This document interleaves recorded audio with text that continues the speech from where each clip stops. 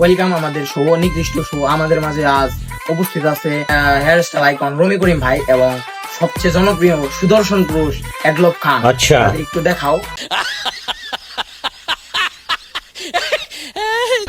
তো সুদর্শন পুরুষ হিসাবে আপনি এখন কিরকম অনুভূতি পাচ্ছেন আমরা তো জানতে চাচ্ছিলাম একটু। ঠিক আছে। অনুভূতি হিসেবে মাস্ট বেটার। আগে মহিলা নামে সম্মতি থাকলো, এখন পুরুষত্ব একদম সুদর্শন পুরুষ হিসেবে আমি আর কি একটা অ্যাওয়ার্ড পেয়েছি। Must better be better. I am nothing a নারী, মাস্ট বেটার আই এম পুরুষ। তো আপনি বলতে চাচ্ছেন আগে আর কি নারী হিসাবে সম্মতি পেতেন, এখন আর কি পুরুষ হিসাবে সম্মতি পাচ্ছেন। যাক, সুদর্শন পুরুষ হিসাবে আপনি তাহলে এখন খুশি তো? আলহামদুলিল্লাহ, আগে নারী বলে সম্মতি পেলেও এখন আমি একজন সুদর্শন পুরুষ। এডলব খান স্যার, আপনি আয়নায় এখন কতদিন পর পর দেখে নিজেকে সুদর্শন পুরুষ বলে মনে করেন? আগে নিজেকে মহিলা মনে হলেও অ্যাওয়ার্ডের পর থেকে আমি নিজেকে প্রতিদিনই সুদর্শন পুরুষ হিসেবে দেখি। তো রমি করিম ভাই, আপনার হেয়ার স্টাইল নিয়ে কিছু আমাদের সাথে কথা বলুন। আমি চুলে আর আপনাদেরকে কি বলবো, বলেন স্যার। ঠিক আছে।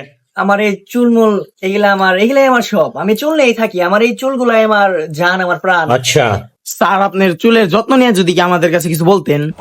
আমি এগুলারে যে যত্ন করি, এগুলা কিছু কিছু মানুষের অনেক স্বপ্ন। समझ गया। আমার এই যে চুলের যে পজিশনটা, আমি মোটামুটি একটা স্প্রে ব্যবহার করি, ওটার দামি মোটামুটি 72 লাখ টাকা একটা স্প্রের দামি। তারপরে আপনার কি বলবো, যে আমার কেচিদা চুল কাটে, ওটার দামি 6 লাখ টাকা।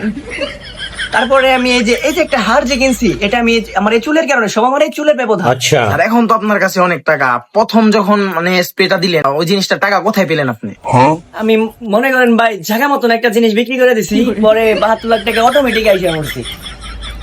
অটোমেটিক 72 লাখ টাকা এসে পড়ছে। समझ गया। বাহ বাহ বাহ বাহ, তাহলে আমরা শিখতে পারলাম 72 লাখ টাকা আনার প্রক্রিয়া। তো আমরা রমি করিম স্যারের বিয়েটা কবে দেখতে পারবো আমাদের সবার মাঝে? বিয়ে তো এটা ভাবনা চিন্তা করতেছি। अच्छा, স্যার, বিয়ে তো করবেনি, কিন্তু আপনি 72 লাখ টাকার হিসাবটা কি ভুলে গেছেন নাকি? रे तो एल लग गए।